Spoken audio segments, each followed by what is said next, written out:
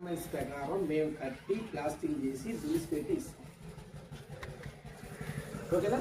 పోతే బిల్డింగ్లో మీకు ఎన్ని కిటికీలు కావాలంటే అన్ని కిటికీలు ఆ సైజు మెజర్మెంట్స్ పెట్టి పీవీసీ కిటికీ తీసిస్తాం. ముందు 2 కిటికీలు వస్తాయండి. అర్థం అదే పెద్దది అది కాదండి, ఒకటి అట్ట ఒకటి వచ్చింది కదా, చాలా ఉంది కదా 50 అడుగులు.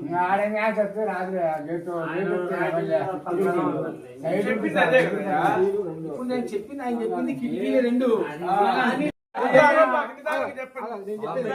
నేను చెప్పాను మీకు డబ్బులు కూర్చోండి, మీకు డబ్బులు ఏదన్నా రాకపోతే నాకు మీరు ఇవ్వద్దు. వినండి నాకు ఇచ్చే 2 లక్షలకి 4 లక్షలు మీరు ఆలోచించకండి. వినండి, నా వంతు నేను చేసి పెడతాను. అర్థమైందా? గిట్టుబాటు కావాలి కదా, ఖర్చు ట్రాన్స్పోర్ట్ ఎంత అవుతుందో ఒకసారి మీరు ఆలోచించండి.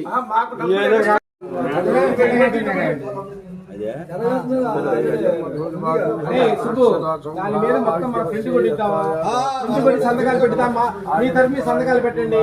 ఇదిగో ఇంకోటి చెబుతున్నా, నేను ఏదైనా సరే నేను చేసే విషయం, నాతో మాట్లాడే విషయంలో మీర్జుడు మన అందరికి సమానం చెప్పాలని చెప్పలేం. గుర్తుపెట్టుకోండి, మీరు కూర్చున్నప్పుడు నన్ను పిలిస్తే నేను సమానం చెబుతాను. అయితే నేను కాంప్రమైజ్ లేదు, మళ్ళీ చెబుతున్నా, నెంబర్ 1, దాంట్లో ఎటువంటి రాజీ ఉండదు.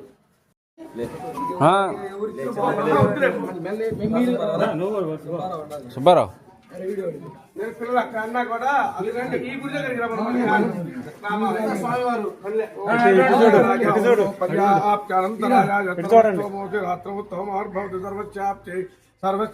సర్వమేవ తేరా ఆప్నోతి సర్వం జయతి.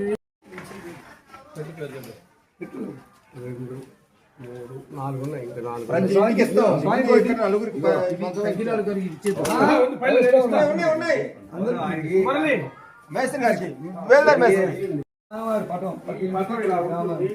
అందరికి స్వామిని రోజు ఇంట్లో పెట్టుకోవటం, పూజ చేసుకుంటారు. అన్నిటికీ మీకు ఇప్పుడు అందరికి వచ్చినాయి, వీళ్ళిద్దరం లేకపోయింది.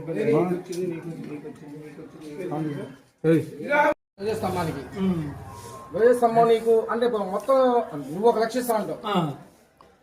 నేను మొన్న సుబ్బారావు తోటి కూడా ఏమో ఇప్పుడు తమ్మ వేసే మాట అయితే పెద్ద ఆయన గతంలో అంటే చిన్న మాటలే, గతంలో స్తంభం వేసేటప్పుడు ఏంటంటే కర్ర తక్కువ, రేటు తక్కువ ఉంది.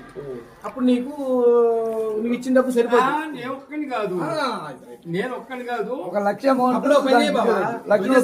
ధ్వజస్తంభానికి ఇచ్చేటువంటి దాతలు 1,40,000 రూపాయల్లో ఒక 5 గుళ్ళు పెట్టుకో. అదే నేను చెప్పేది.